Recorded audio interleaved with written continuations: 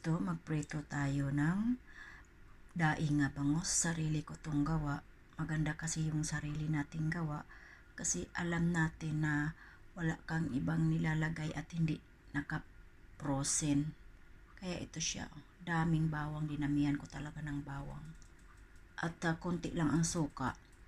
At ano na siyang nilalagay ko dyan? Lemon juice para hindi gaanong maasim. Yan, magpiprito tayo. At ayan na siya. Piniprito na natin. At mayroon tayong salted egg. Ayan siya.